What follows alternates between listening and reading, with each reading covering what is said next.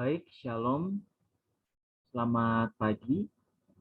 Di sini saya akan mempresentasikan ujian akhir semester Seminar Pendidikan Agama Kristen dan saya bernama Boprio Saputra Sinaga, nomor induk mahasiswa 2004074, program studi musik.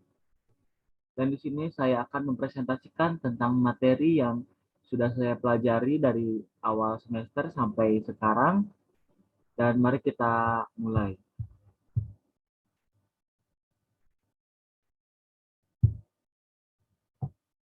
Baik, materi yang akan dibahas di presentasi kali ini yaitu ada kepemimpinan hamba, the right to lead atau learning leadership through character and courage, dan how to influence people, facing the giant, kesetiaan, visi hidup, dan amanat agung. Materi yang pertama yang akan saya jelaskan yaitu kepemimpinan hamba. Baik. Kepemimpinan hamba menegaskan prinsip bahwa seorang pemimpin adalah hamba dari Yesus Kristus. Seorang pemimpin bukan tuan yang dilayani, tetapi hamba yang melayani. Artinya, dalam perspektif Kristen, seorang pemimpin adalah seorang pelayan. Lalu,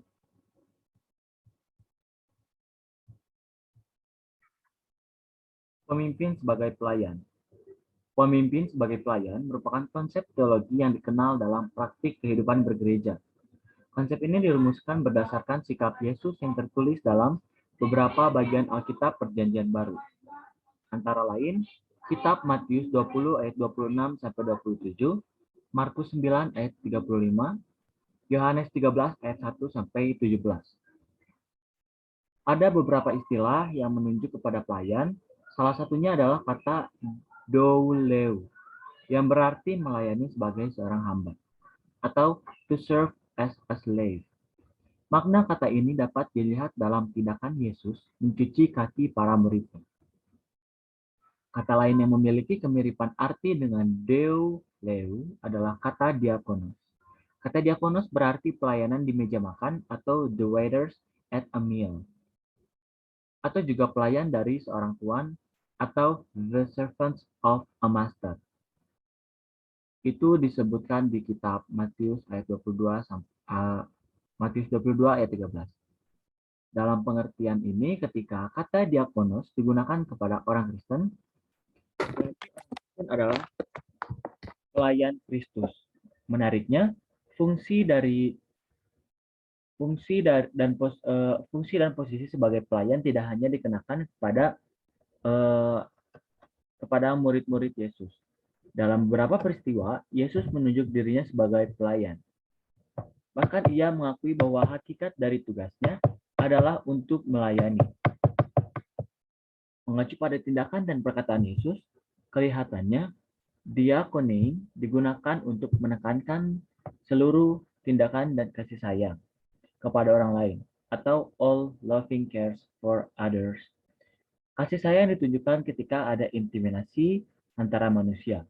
Dengan demikian, seorang pemimpin yang memaknai tugasnya sebagai pelayan, maka intimasi dengan rekan sejawat maupun orang yang dipimpin merupakan suatu keharusan. Intimasi yaitu terwujud dalam pengenalan akan kebutuhan dan masalah-masalah komunitas, termasuk kebutuhan primer dan penghargaan serta pengakuan akan ekstintasi diri masing-masing orang sebagai manusia. Lalu, pemberian makna baru bagi pemimpin oleh Yesus dapat dibaca dalam cerita yang tertulis dalam Markus 10 ayat 43 sampai 44. Sikap Yakobus dan Yohanes yang meminta kepada Yesus agar mereka diberi tempat di sebelah kiri dan kanan Yesus, menunjukkan cara pandang tertentu terhadap kekuasaan. Ada semacam ambisi dan keinginan menjadi yang terbesar atau yang memiliki kekuasaan. Dalam hal ini, Yakobus dan Yohanes memahami kekuasaan, sama seperti pemahaman yang dimiliki para pemimpin waktu itu. Terhadap permintaan Yakobus dan Yohanes, Yesus mengatakan, "Barang siapa ingin menjadi besar di antara kamu, hendaklah ia menjadi pelayanmu. Dan barang siapa ingin menjadi yang terkemuka di antara kamu, hendaklah ia menjadi hamba untuk semuanya. Pernyataan Yesus ini merupakan kritik bukan hanya kepada Yakobus dan Yohanes, tetapi juga kepada sikap dan perilaku para pemimpin itu pada waktu itu. Dalam jawabannya kepada Yakobus dan Yohanes, Yesus mencatat beberapa tindakan para pemimpin yang otoriter dalam menggunakan kekuasaannya itu, yaitu pemerintah bangsa-bangsa memerintah rakyatnya dengan tangan besi, dan pembesar-pembesarnya menjalankan kuasanya dengan keras atas mereka. Dalam jawaban ini, Yesus membawa perubahan pandangan terhadap posisi, fungsi, dan tanggung jawab seorang pemimpin. Bagi Yesus, seorang pemimpin bukanlah pembesar. Seorang pemimpin tidak lebih besar dari orang yang dipimpin. Orang pemimpin adalah pelayan dan hamba.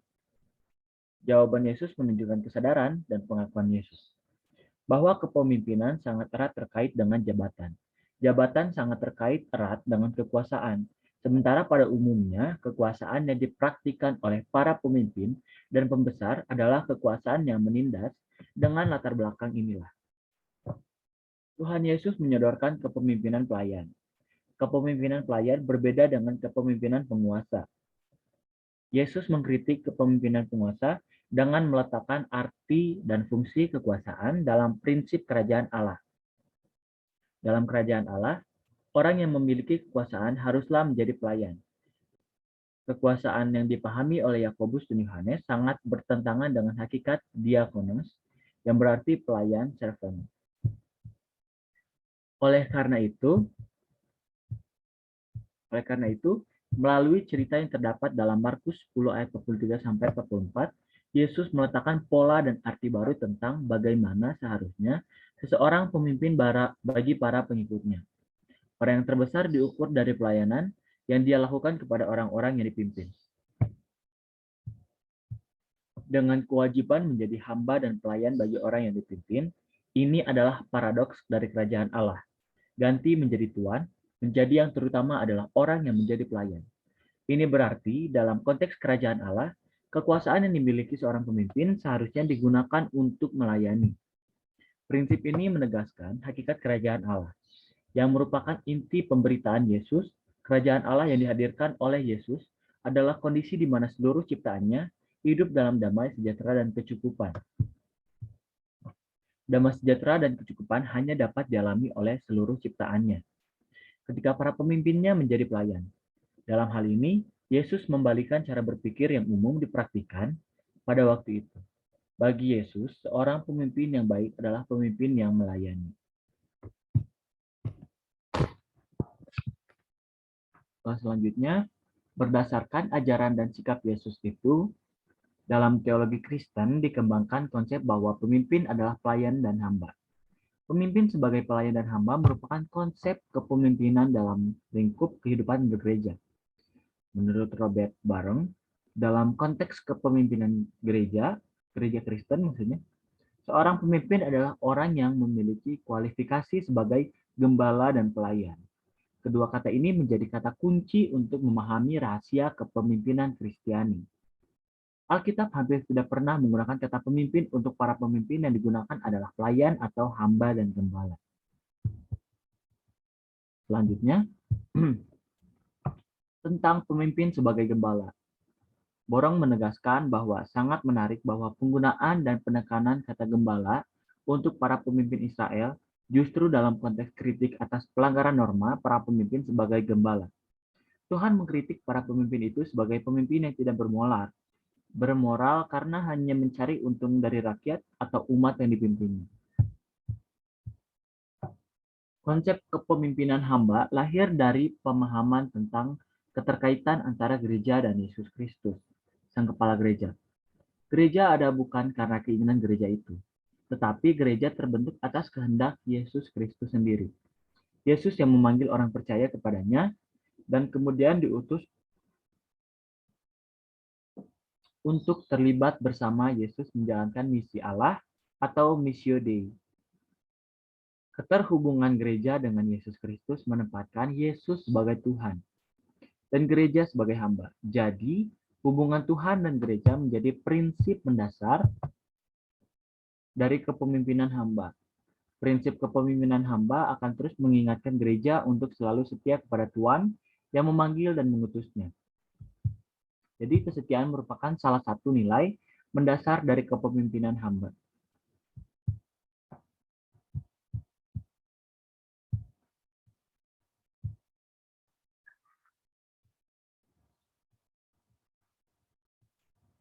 Baik, selanjutnya ada the right to lead. Jadi, learning leadership through character and courage mempunyai 5 tingkat kepemimpinan secara sistematis. Ada 5 level, yaitu level pertama itu position dan mempunyai kata kunci right atau hak, dan level 2 yaitu permission, kata kuncinya yaitu relationship, dan level 3 adalah production dan kata kuncinya results. Level 4 people development, kata kuncinya reproduction, dan level 5 yang terakhir ada pinnacle yang kata kuncinya adalah respect.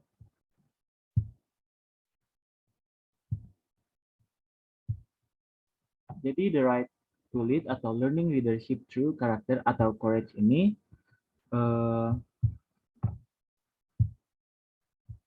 5 level tersebut mempunyai beberapa materi yang sama-sama penting dari kelima tersebut. Di sini saya akan menjelaskan tahap per tahap bagaimana level tersebut mempunyai materi masing-masing. Jadi 5 level itu merupakan 5 tingkat kepemimpinan secara sistematis. Yang pertama itu, yang level pertama itu, pada level ini orang-orang mengikuti karena harus tidak ada pilihan. Hal ini terjadi karena Anda memiliki kedudukan atau posisi sebagai atasan. Jadi kepemimpinan level 1 ini adalah posisi yang baik untuk memulai, tetapi bukan posisi yang baik untuk menetap. Mengapa demikian? Karena pada level 1 ini komitmen anggota tim rendah, demikian pula energinya. Jadi tidak bisa membangun organisasi yang hebat dengan kepemimpinan level 1. Karena biasanya anggota tim ini akan bekerja sekedar sesuai keharusan saja. Di sore hari pada jam 16.30, pegawai akan merapikan meja, siap-siap menyambut hal terbaik pada hari itu, yaitu berakhirnya jam kerja, dan tidak bisa membangun apapun dengan energi yang seadanya. Dan yang kedua ada permission. Jadi pada level ini orang-orang itu mengikuti karena mereka ingin dan menikmati. Mereka senang bekerja dengan rekannya dan ada di dalam timnya. Energi meningkat secara signifikan dibanding dengan level 1. Energi memang sangat terkait dengan hubungan baik. Jadi senang dengan tim dengan rekannya dan peduli pada mereka. Pemimpin level 2 ini melakukan hal-hal berikut ini dengan baik. Nah, ada 3, yaitu yang pertama mendengarkan dengan baik. Hal ini sangat penting karena untuk bisa memimpin dengan baik, pemimpin harus mengenal dan memahami karakteristik masing-masing timnya. Ia memimpin dengan cara yang berbeda untuk masing-masing anggota timnya karena memang mereka termotivasi untuk hal yang berbeda. Dan yang kedua ada melakukan observasi dengan baik. Pemimpin level ini mengamati timnya dengan baik. Bukan apa yang dikatakan oleh timnya, tetapi apa yang dilakukan oleh timnya yang diamati. Ini adalah tentang budaya. Budaya dibentuk oleh apa yang dilakukan. Dan apa yang dilakukan menentukan apa yang akan dicapai. Dan yang ketiga ada melayani dengan baik. Jadi mereka berjalan di samping timnya dan saling membantu. Pemimpin level 2 ini tidak mendaki gunung sendiri, melainkan membawa tim bersamanya. Karena pemimpin level ini tidak merasa kesepian di puncak. Itu merupakan sebuah contoh. Dan ada level 3 yaitu production yang kata kuncinya results. Pada level ini orang-orang mengikuti karena apa yang telah dilakukan untuk organisasi. Jadi telah membangun kredibilitas karena prestasi. Pemimpin level 3 melakukan 3 hal ini dengan baik. Yang pertama, menjadi contoh, orang mengikuti apa yang dia lihat. Jadi kepemimpinan ini adalah soal visual. Jadi orang mengikuti apa yang ketuanya dilakukan. Bukan yang anggotanya katakan. Pemimpin adalah seperti tour guide, dia pergi bersama timnya, bukan seperti travel agent yang mengirim orang ke tempat-tempat yang tidak pernah dikunjunginya. Dan yang kedua memiliki kekuatan momentum. Jadi pemimpin membangun momentum. Momentum melejitkan segala sesuatu. Momentum ini dibangun oleh prestasi ketika pemimpin mencetak hasil yang baik. Komitmen meningkat dan komitmen yang meningkat menghasilkan hasil yang lebih baik lagi. Yang seterusnya, momentum dapat memecahkan 80% masalah sebagai ilustrasinya. Dan yang ketiga, menarik orang terbaik. Pemimpin level 3 seperti magnet. Dia menarik orang yang baik seperti dia. Dan apabila ingin merekrut pegawai yang mempunyai energi tinggi, jujur, dan bekerja keras, maka pemimpin harus menjadi orang yang punya energi tinggi, jujur, dan bekerja keras, karena akan menarik orang yang seperti itu.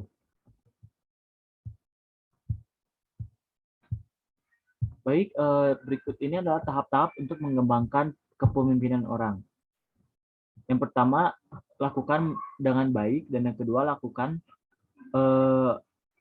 dengan menunjukkan skill yang ada, dan yang ketiga, selalu melakukan dan mendampingi pemimpinnya. Untuk selanjutnya, ada how to influence people.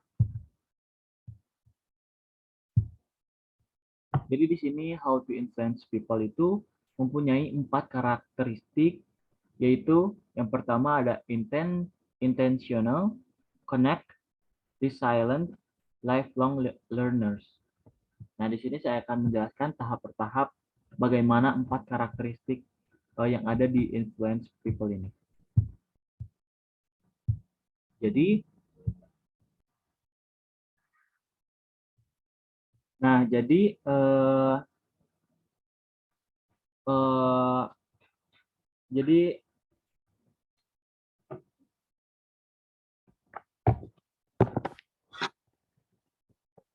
4 karakteristik utama ini membedakan seseorang sebagai orang yang berpengaruh. Yang pertama, mereka disengaja, jadi dapat melihat seseorang yang disengaja dengan seberapa siap mereka untuk bertindak dalam pekerjaan dan kehidupan mereka. Mereka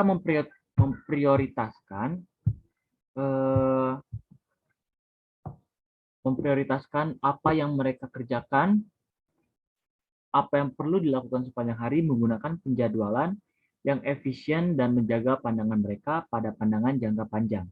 Mereka juga memilih kata-kata mereka dengan hati-hati dalam hal mempengaruhi. Kata-kata itu sangat penting. Mereka mempersiapkan presentasi mereka dengan penelitian dan berkolaborasi dengan orang lain untuk menawarkan yang terbaik dalam situasi tertentu. Dan mereka melakukan secara konsisten dengan mempraktikkan perilaku tersebut secara rutin dengan rutinitas sehari-hari. Dan yang kedua ada mereka terhubung. Ketika Anda memasuki ruang seseorang yang berpengaruh, Anda termasuk terkadang Anda ditanyai pertanyaan. Di lain waktu, Anda ditawari umpan balik, semuanya untuk membawa Anda ke dalam lingkaran kepercayaan. Hubungan ini mengingatkan Anda bahwa saat mereka memimpin, mereka tidak memilih untuk melakukannya sendiri. Inilah sebabnya mengapa Anda lebih mungkin ingin berkolaborasi dengan mereka dan bersemangat tentang kemungkinan apa yang mungkin Anda capai bersama. Dan yang ketiga ada mereka tangguh. Orang yang berpengaruh sadar bahwa segala sesuatunya tidak selalu berjalan sesuai rencana. Ketika hal tak terduga jadi, mereka siap untuk menggali dan menemukan cara baru untuk mengelola situasi. Mereka juga bersedia berbagi strategi baru dengan tim mereka. Dengan mengambil risiko yang diperhitungkan dan mengungkapkan apa yang mereka hadapi, jadi tahu bahwa mereka ada di sana untuk jangka penting. Tantangannya tidak melemahkan, melainkan menawarkan orang yang berpengaruh kesempatan untuk membingkai uang, memulai ulang, dan membuat rencana tindakan baru. Dan yang keempat dari mereka adalah belajar seumur hidup. Di hadapan seseorang yang berpengaruh, Anda sangat menyadari bahwa mereka selangkah lebih maju karena cara mereka terus-menerus memilih untuk tumbuh dan belajar. Mereka tidak pernah memberitahu Anda bahwa mereka telah tiba, karena mereka tahu ada sesuatu yang akan menarik minat mereka di tikungan. Semangat untuk berkembang inilah yang menarik Anda untuk mengambil kursus berikutnya, berkaitan mengusir situasi program, atau membaca buku yang menarik tentang bisnis. Anda tertarik pada tingkat antusiasme mereka pada melihat dampak pembelajaran demi pembelajaran. Baik, selanjutnya ada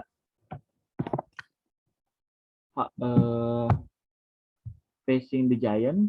Jadi Facing the Giant ini merupakan sebuah buku yang dianalisis kembali oleh saya dan akan dipaparkan di materi ini. Dalam buku tersebut, kita sebagai hamba Tuhan harus memiliki keyakinan bahwa Tuhan akan melakukan yang terbaik untuk kita setelah kita mengerahkan seluruh kemampuan kita atau yang biasa kita sebut dengan tawakal. Setelah melakukan sesuatu dengan sebaik-baiknya, maka biarkan kuasa Tuhan mewujudkan hal tersebut. Seperti kata pepatah, let us do our best, and God do the rest. Jadi saya akan menjelaskan bagaimana isi cerita dari Facing the Giant ini.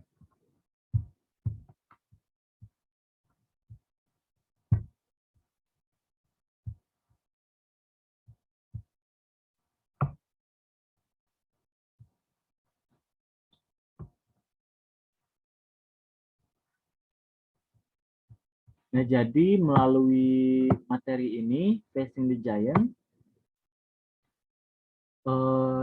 jadi kita bisa mengambil pelajaran bahwa dalam hidup, terkadang kita butuh untuk berhenti sejenak dan kembali memikirkan dan merenungkan tujuan sebenarnya yang ingin kita capai.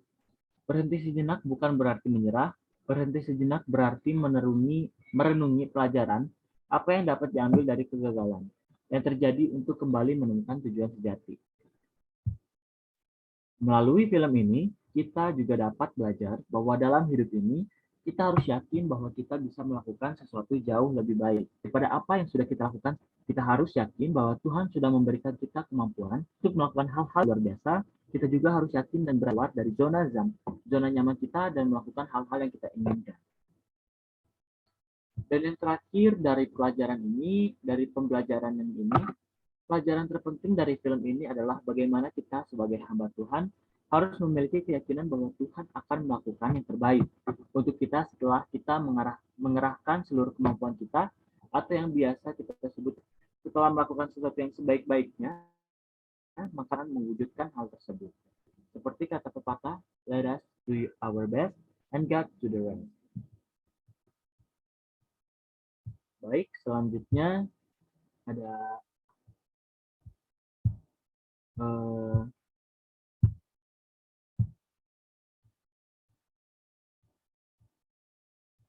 slide selanjutnya ada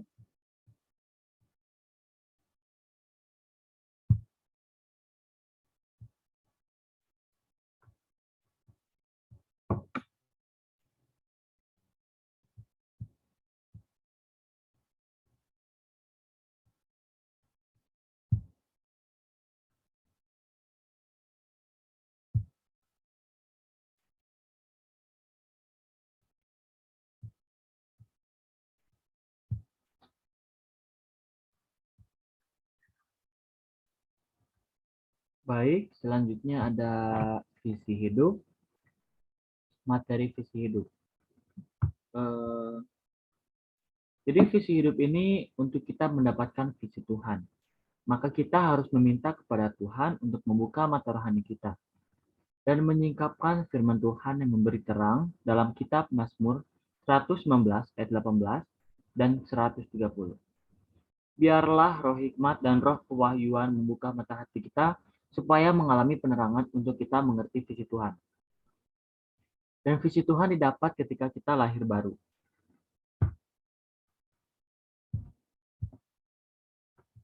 Untuk mengetahui materinya, kita harus mendalami berbagai macam memahami bagaimana pendapat-pendapat dari perkataan-perkataan Tuhan, dan kita harus memilahnya kepada kehidupan kita sendiri.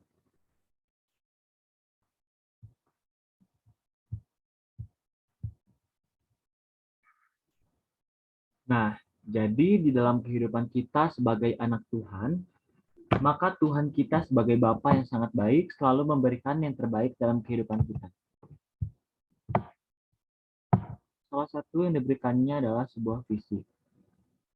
Dalam Amsal 29 ayat 18a, dikatakan bila tidak ada wahyu, maka menjadi liarlah rakyat. Dalam terjemahan yang lain dikatakan, where there is no vision, The people perish, dalam arti bila tidak ada visi, rakyat akan binasa. Lalu kita bisa simpulkan pentingnya visi itu dalam kehidupan.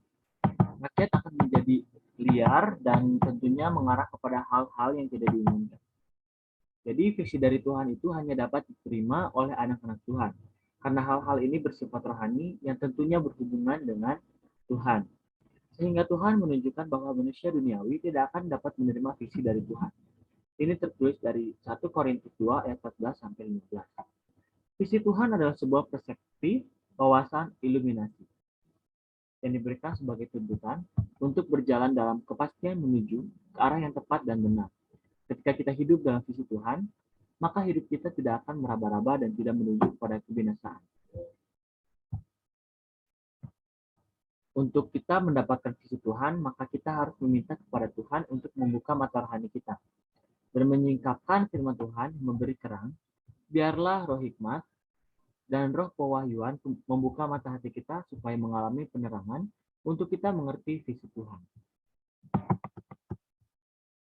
Visi Tuhan didapat ketika kita lahir baru, dan kita akan melihat beberapa hal mengenai visi Tuhan. Visi dari Tuhan bersifat universal, artinya visi Tuhan disediakan bagi semua orang yang percaya kepadanya. Dia memiliki rencana bagi setiap kita, dia mempersiapkan yang terbaik bagi kehidupan kita. Visi dari Tuhan bersifat absolut, artinya visi yang Tuhan tentukan adalah mutlak dan tidak dapat dirubah. Ketika dia memberikan visinya bagi seseorang yang maka itu tidak dapat diubah oleh siapapun. Visi mengarah kepada tujuan. Visi dari Tuhan mengarahkan kepada tujuannya bagi setiap kita. Tujuan Tuhan tentunya yang terbaik dalam kehidupan kita. Oleh sebab itu, diperlukan visi untuk kita dapat membuat sebuah revolusi yang kemudian akan membawa kita kepada tujuan.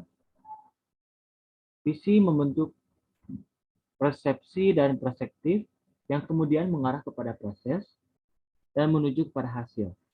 Ketika kita mendapatkan visi, maka itu akan membentuk cara kita memandang tentang arah yang ada di depan kita. Dan visi akan membawa kita melewati proses dalam perjalanan kepada hasil atau tujuan. Visi Tuhan harus didasarkan dari kehendak Tuhan. Visi Tuhan tidak berdasarkan kehendak kita sebagai manusia, tetapi kehendak Tuhan. Kehendak Tuhan dinyatakan lewat rancangannya yang tentunya berbagai dalam rancangan manusia. Visi Tuhan menghasilkan strategi sebagai gereja Tuhan kita, memiliki sebuah kerinduan untuk menjadi alat untuk Tuhan untuk keselamatan bagi banyak orang. Untuk kita bisa menjangkau, maka diperlukan strategi dan itu dimulai dari visi. Ketika Tuhan Yesus melakukan visinya untuk menyelamatkan banyak orang, maka dimulai dengan strateginya yaitu merekrut atau memiliki 12 murid yang nantinya akan memberitakan Injil seperti dirinya. Tuhan Yesus memiliki 12 murid dengan tujuan supaya mereka meneruskan pemberitaan Injil dan hasil akhirnya semua menjadi alat penuaian jiwa-jiwa yang luar biasa.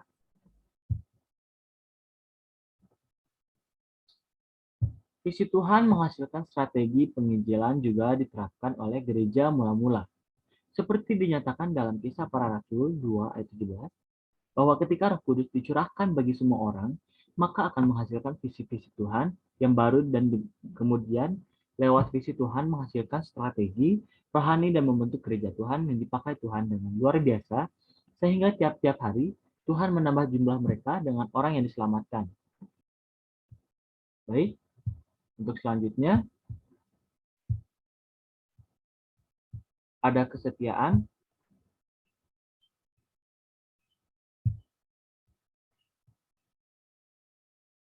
Jadi kesetiaan ini yaitu meyakini akan keberadaan Tuhan. Tuhan menjadi hal yang utama untuk melakukan sebagai bentuk rasa percaya kepadanya. Tuhan tidak pernah meninggalkan kita sendirian dan akan selalu bersama. Kesetiaan itu adalah bagian tabiat Allah. Ada dalam Alkitab, sebab firman Tuhan itu benar, segala sesuatu dikerjakannya dengan kesetiaan. Mazmur 33 ayat 4. Karena Allah telah berfirman, aku sekali-kali tidak akan membiarkan engkau dan aku sekali-kali tidak akan meninggalkan engkau. Dalam Ibrani 13 ayat 5.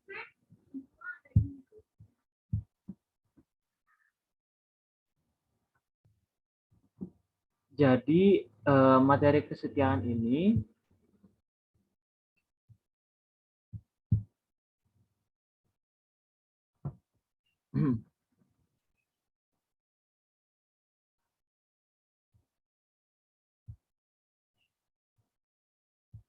jadi kesetiaan adalah bagian dari tabiat Allah dan ada dalam Alkitab. Orang-orang Kristen dapat dipercayai untuk mengikuti kebenaran sepanjang waktu dan ada dalam Alkitab.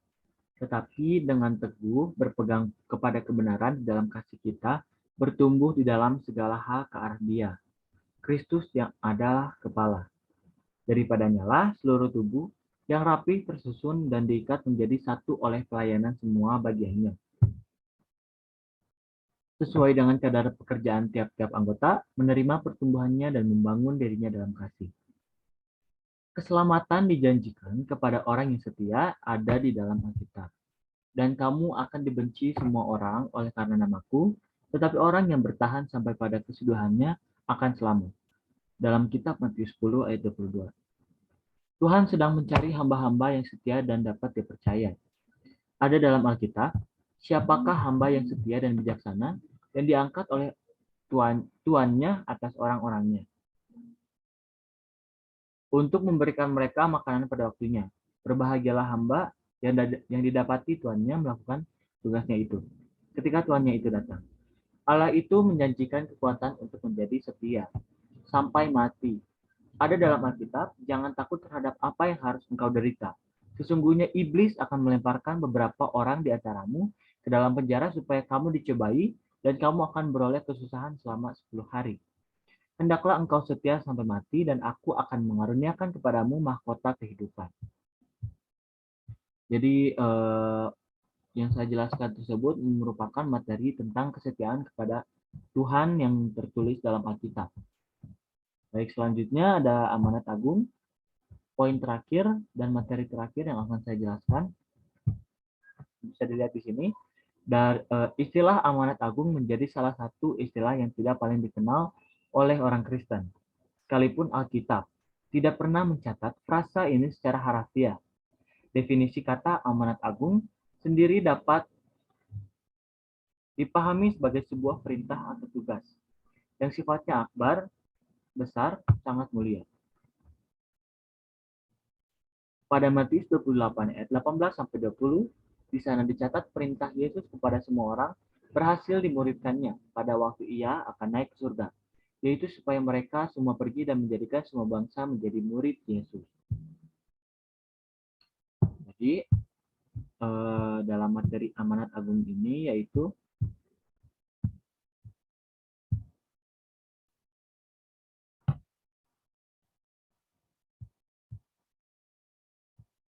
jadi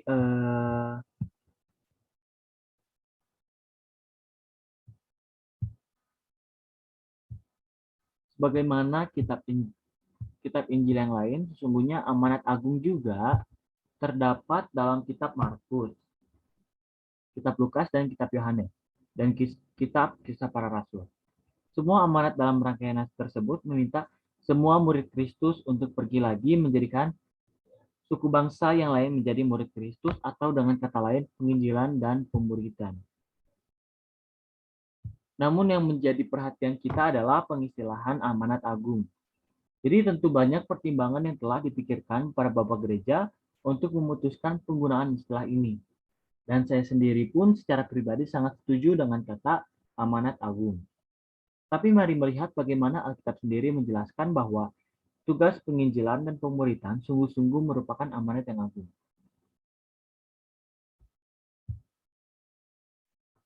Jadi pertama itu ada sesuatu yang sangat penting. Jadi saya melihat sebuah penekanan yang sangat khas dari Rasul Paulus saat ia menulis kepada jemaat di Korintus. Kurang lebih nasihat berbunyi demikian. Sebab yang sangat penting telah kusampaikan kepadamu, yaitu apa yang telah kuterima sendiri, ialah bahwa Kristus telah mati karena dosa-dosa kita sesuai dengan kitab suci, Paulus mengakui bahwa ia sudah menyampaikan sebuah berita yang menurutnya sangat dengan penekanan. Penting yaitu tentang berita kematian dan kebangkitan Kristus kalau diperhatikan. Berita tentang pengampunan Kristus ini selalu diulanginya di awal surat yang ditulisnya kepada semua jemaat. Berita ini menjadi sangat penting, berada di prioritas pertama, puncak pemberitaan dan mendasari seluruh kepercayaan jemaat itu. Baik, cukup sekian yang bisa saya presentasikan dari ke beberapa materi yang sudah saya pelajari dari awal semester sampai sekarang. Jika ada kesalahan kata atau kesalahan perilaku, mohon dimaafkan karena saya juga masih belajar. Terima kasih, Tuhan Yesus memberkati. Sampai jumpa dan shalom.